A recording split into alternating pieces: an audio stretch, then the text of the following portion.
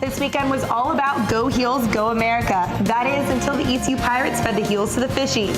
We'll tell you what went wrong in Saturday's football game, and we'll give you a hint now. We're probably going to say the word defense a few times. And it's a team lacking seniors, but the women's basketball team definitely isn't lacking leaders, and we'll tell you why.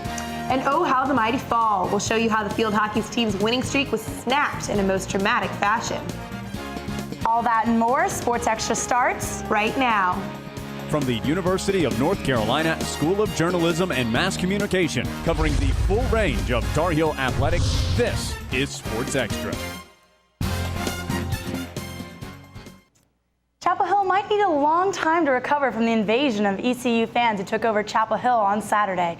Welcome to Sports Extra. I'm Paige Comparato. And I'm Madison Way. The ECU fans had reason to hang around as their football team conquered Kenan Stadium, and it was not pretty for UNC. ECU hadn't beaten Carolina in Chapel Hill for nearly 40 years, but it was the Pirates who made the Heels walk the plank.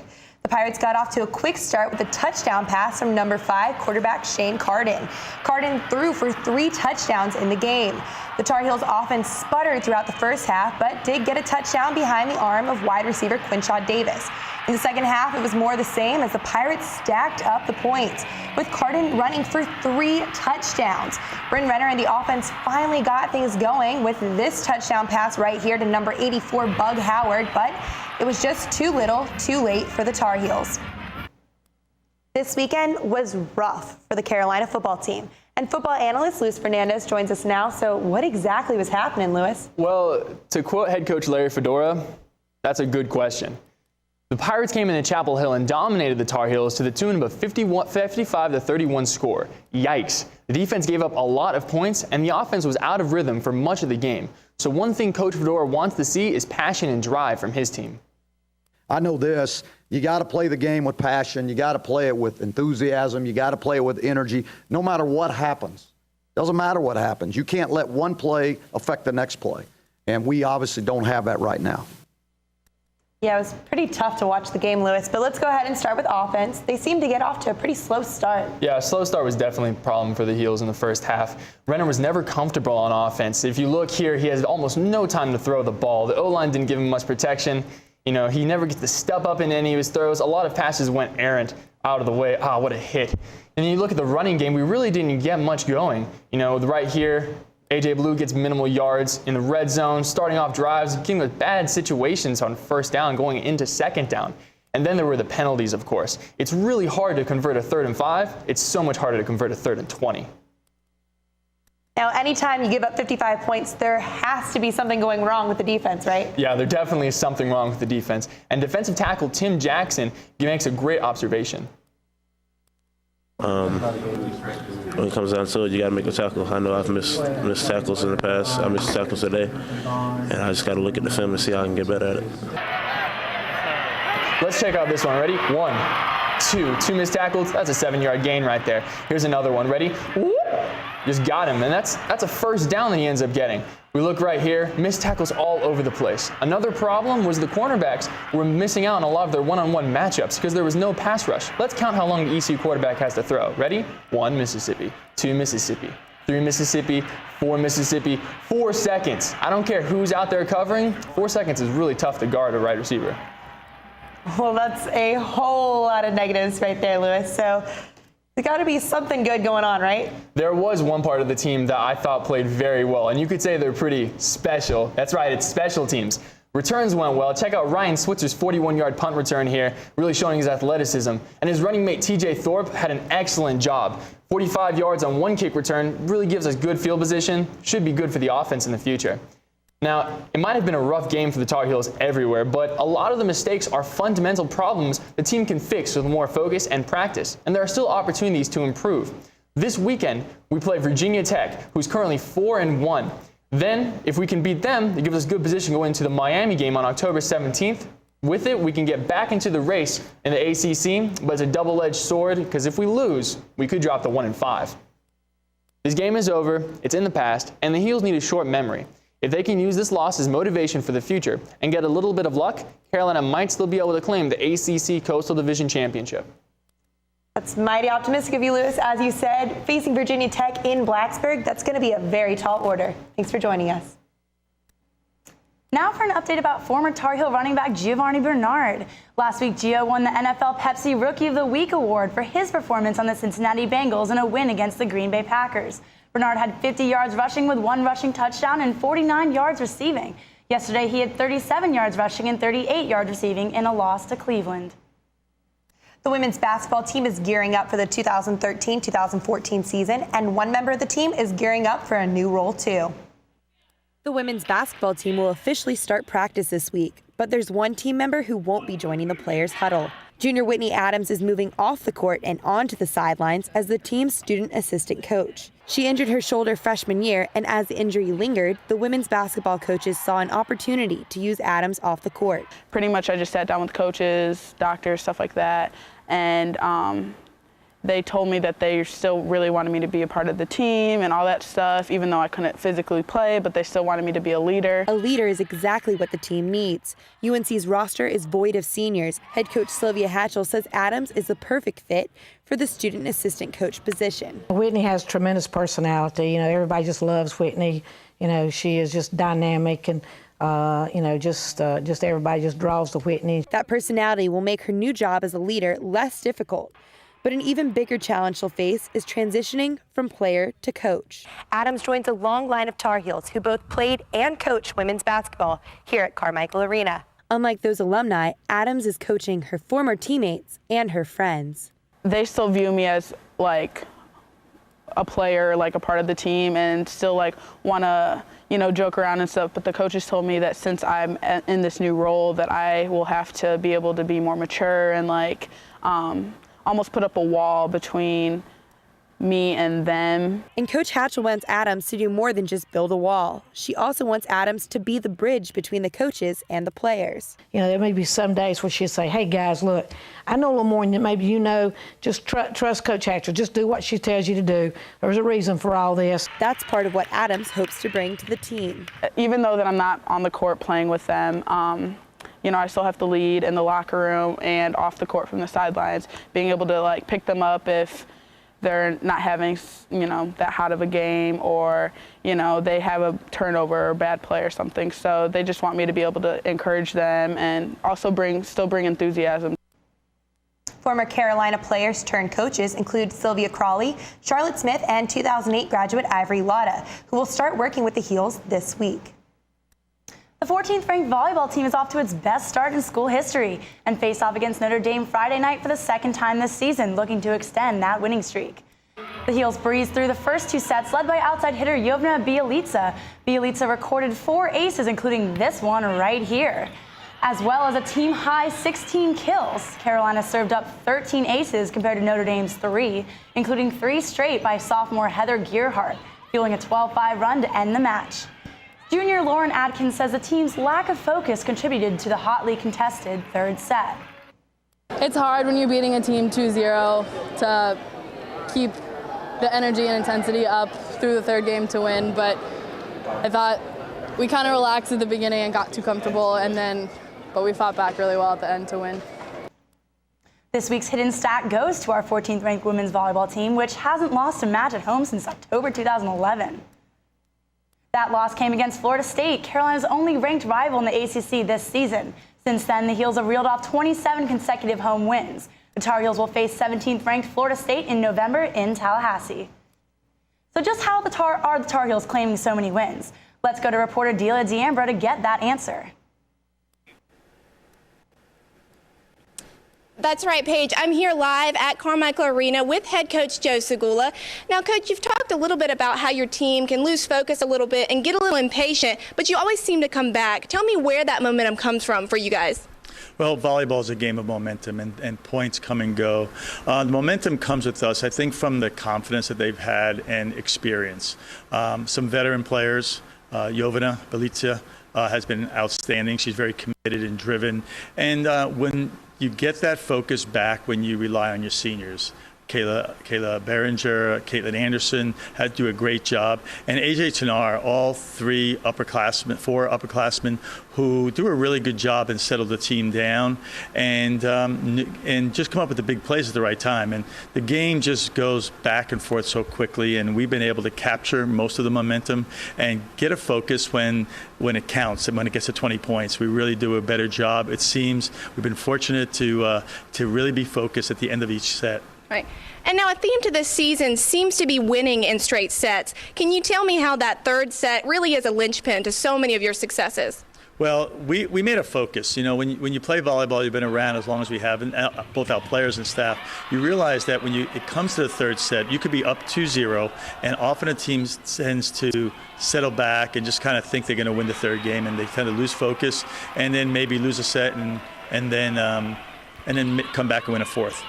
Well, we made a commitment this year as a team to try to say, you know what, when it comes to the third set, we need to be extra focused, extra driven, no matter if we're up 2-0, split 1-1, or down 0-2, to really be focused on winning that set. And really helped us when we played the match at Ohio University. We were down 0-2. We said, if one thing, let's focus on just winning this one set and change the course of things. And it really helped us, and now it helps us at this point know that even if we're up 2-0 against a good opponent, they're going to give us their best shot and the third set often, and we have to do a good job to be ready for that.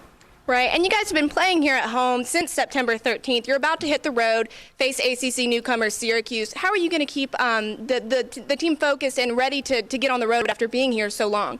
Well, you know, being on the road sometimes is better because there are less distractions. So the biggest thing we need to know is that we're not going to have fever. We're not going to have the band. We're not going to have our friendly Carolina Blue people in the stands.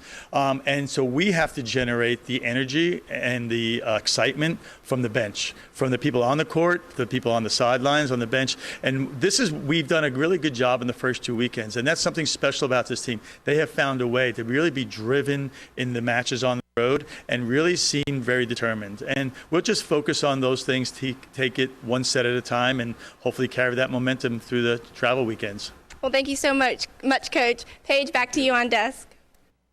Well, UNC plays at Syracuse this Friday, and we'll see if the Heels can add another W to their results. That was Dila D'Ambra and volleyball head coach Joe Segula live from Carmichael Arena. Thank you for joining us, you two. He's one of the best collegiate soccer players in the nation. And he could be a key to the Tar Heels' run at a national title. Next on Sports Extra.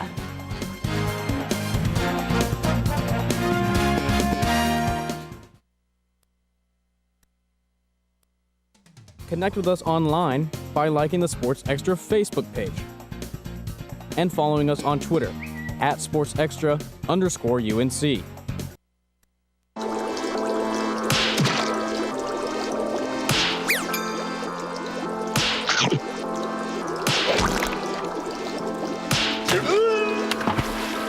Kids will spend 57 minutes making me go splat.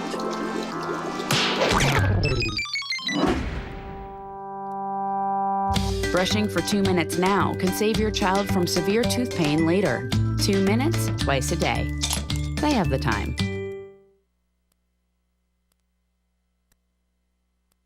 Here we go. We're gonna make some juice. It's gonna be good. She's excited. A little bit of kale. Please don't put this on line. I'm putting it all over the line. It's wet. It needs something. No, it'll go. Don't break my juicer. Looks good. You ready to try it? Come on, baby. Challenge your kids to be active and eat healthy. It's okay. Okay, all right. They might surprise you. And she took another sip. You saw it? Search We Can for more ideas on how you and your kids can get healthy together.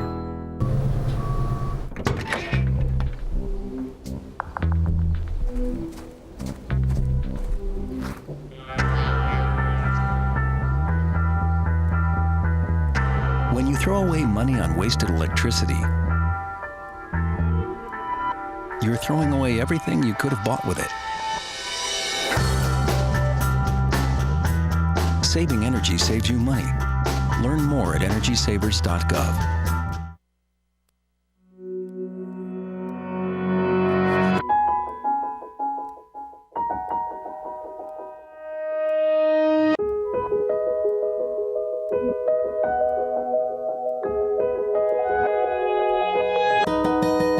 For those dealing with the daily struggles of caring for a loved one, we hear you.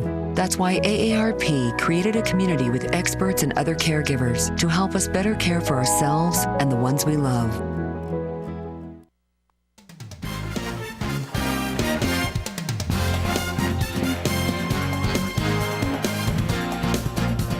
It's been a week of highs and lows for the Carolina soccer teams.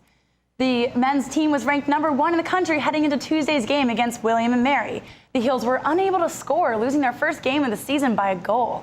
The men also played Wake Forest and Winston-Salem to a 1-1 draw on Saturday. The 6th-ranked women's team defeated Pittsburgh Thursday at Pittsburgh thanks to a goal by sophomore Paige Nielsen in the 9th minute. The Heels came away with a 1-0 victory. In his first years at Carolina, defender O.C. Okwanu flew under the radar while anchoring one of the best defenses in college soccer. But now, as a junior and a Herman Trophy candidate, Okwanu finds himself in a new role. Ty Cochran has the story. Coming out of high school as one of the highest-ranked soccer players in the country, O.C. Okwanu wanted to come into college and make an immediate impact. He did just that, anchoring a defensive line for a Tar Heel squad that went on to win the national championship in 2011. He's just a tough defender, you know. It's a reason why defensively the last 2 years we've been hard to score on, and he's one of the biggest reasons there.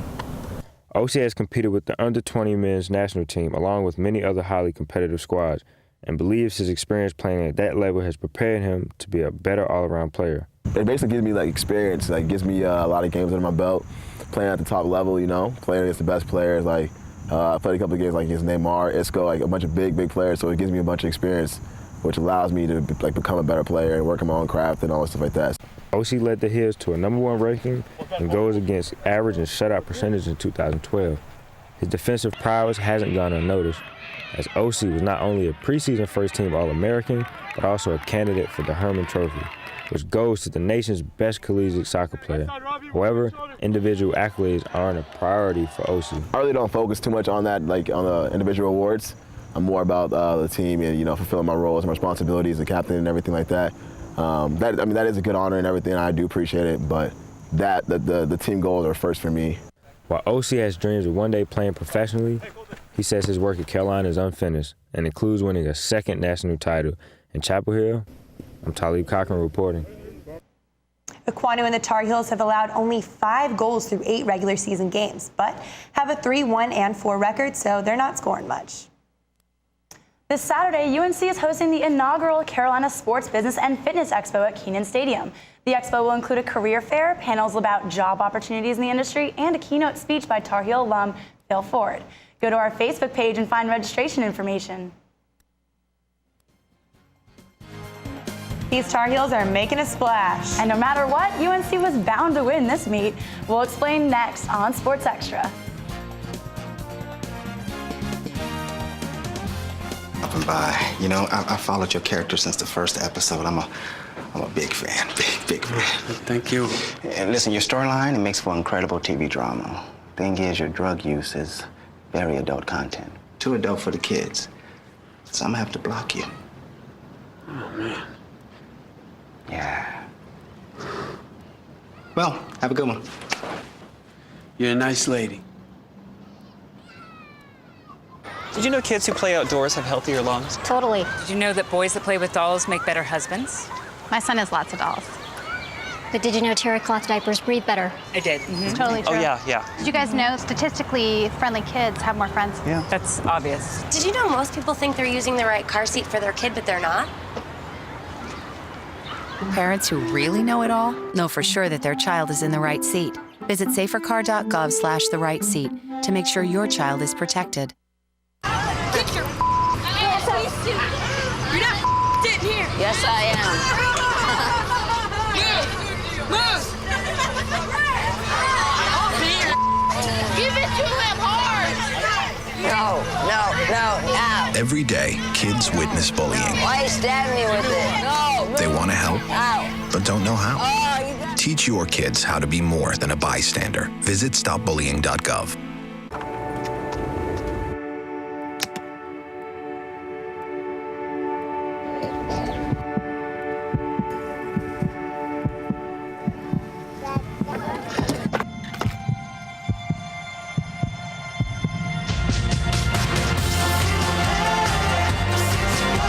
This song was created with heartbeats of children in need. Find out how it can help frontline health workers bring hope to millions of children at everybeatmatters.org.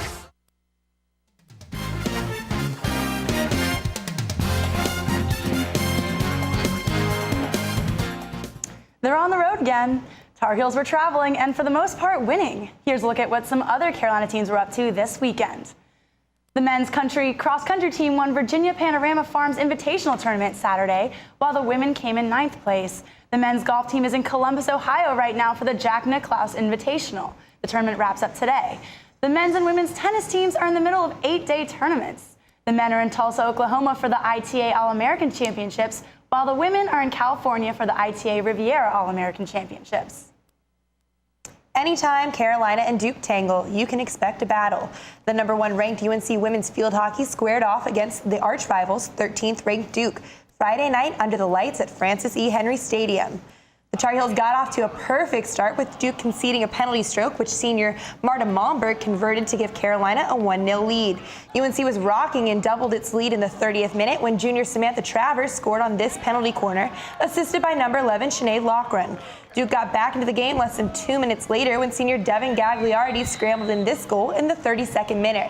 However, with only 1 minute left in the game, the Blue Devils tied it up at 2-2 when number 13 Jessica Buttinger somehow squeezed the ball past goalie Stassi Ammer.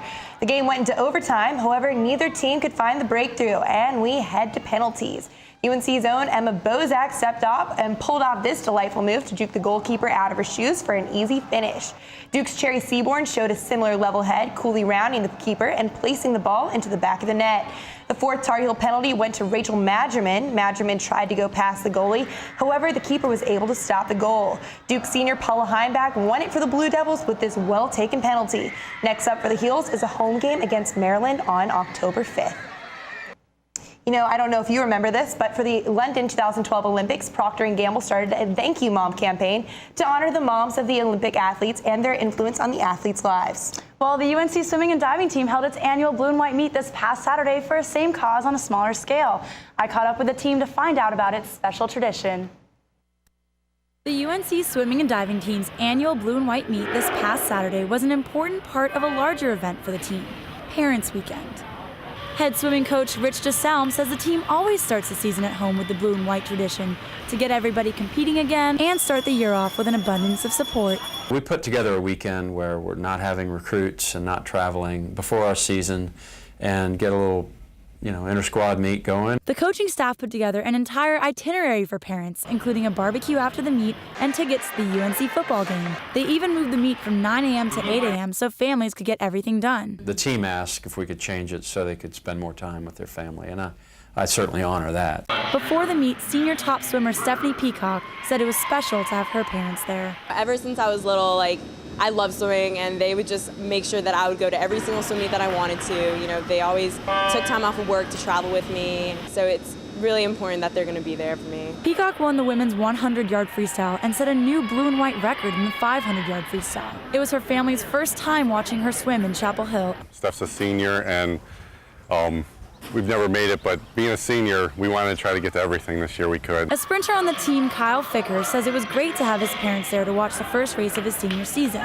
because the blue and white meet is an important starting point. Each person has their specialty, and this is where they get to show it for the first time. The men's and women's teams combined to set 11 blue and white meet records. Coach Rich DeSalm was proud of that and the family atmosphere he's helped keep afloat at UNC. Just swimming in front of the people that love you and support you and have been through thick and thin with you, it's great, and we promote that in our recruiting. The accomplished swimming and diving team is celebrating its 75th anniversary season, and the Heels wore commemorative swimming caps at the blue and white meet in honor of it. Their first competitive meet is on October 11th at Virginia Tech. It's almost here, basketball season. At this point, one thing seems to be dominating the conversation about Carolina roundball. That story when Sports Extra returns.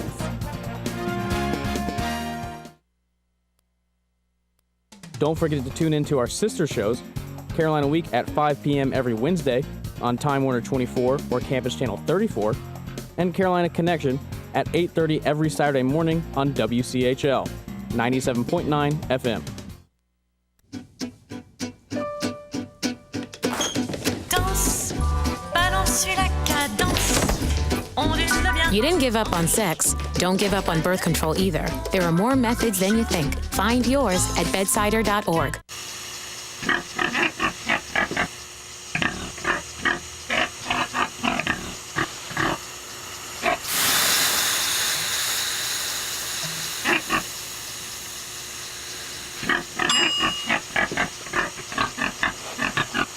Cook foods to the right temperature using a food thermometer. 3,000 Americans will die from food poisoning this year. Keep your family safer. Check your steps at foodsafety.gov.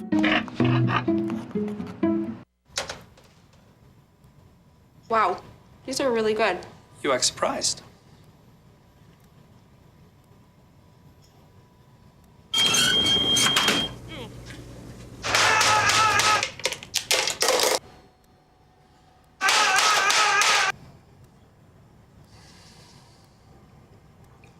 Practice makes perfect. You don't have to be perfect to be a perfect parent. There are thousands of teens in foster care who don't need perfection. They need you. My life is full of statistics. Thing is, I could have dropped out of school and become one myself, but I didn't because I had people that believed in me. Here's another statistic. 7,000 students drop out every school day. That's one every 26 seconds. It's time that students know that we believe in them. Inspire a student and share your message of support at boostup.org.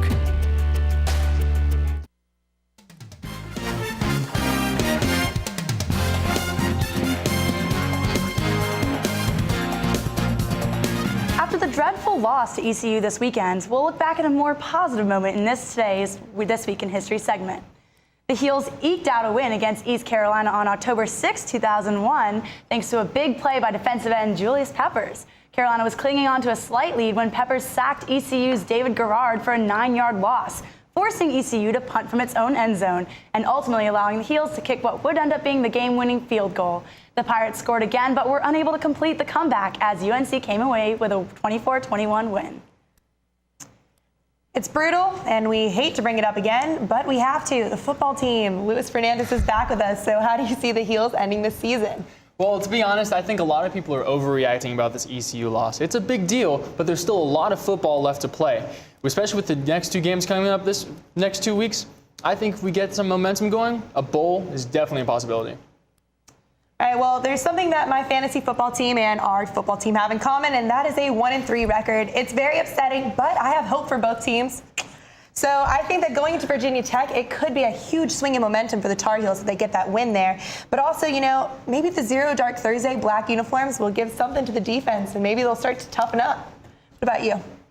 Yeah, you know, I think the defense will get meaner, and I think they're going to get madder, and I think they're going to make more tackles, and we're going to get some better defense going on. I'm not sure about the Miami game. Hopefully the hype will help, as Madison said. But overall, I do think we're going to win the Duke game this year because we're going to get that bell back. They are mad about last year and how that ended. We're going to get that bell back. Tough weekend for football, but the further it gets into fall, the more excited I am about basketball season. Me too, and Late Night with Roy is just 25 days away, and I am pumped. The team had its first media day last week, and, well, what do you think they talked about? In PJ's case, PJ comes back. PJ's a great guy. Life. You know, I just try to go into the gym each and every day. Got a haircut. Just trying to stay in the gym. I like to think of myself as a very forgiving person, so. I think me and James Michael are best friends. We're a team that can adapt, so, I mean, wherever we go, small or big, we'll be just fine. You know, I'm excited about Bryce's haircut. I'm more excited about PJ. That could be so exciting if he's back in time to play for us, at least by Kentucky is what I want. Yeah, well, he's starting practice early, so that might be a possibility. Hopefully there's an end goal in mind. Well, you know, I think that possibly with him practicing that could be something, but we got a 13th ranking, I believe, by ESPN. So with PJ, that makes a little bit more sense. But, you know, right now it's just, do we have a big team? Do we have a small team? Like James Michael McAdoo is saying he's working out. We need some big players. It's nice, but I don't know. I guess we'll have to wait and see on that, right? I guess so. And actually, one magazine ranked us at 5. So I guess everyone has a lot bigger hopes for us, but we do as well. We're all looking forward to basketball season, so I hope we see a good turnout. That's a pretty impressive ranking, 5. I don't know if Carolina deserves that high of a ranking just yet, but I didn't say I agreed. That does it for this edition of Sports Extra. Thank you so much for watching, and have a great night.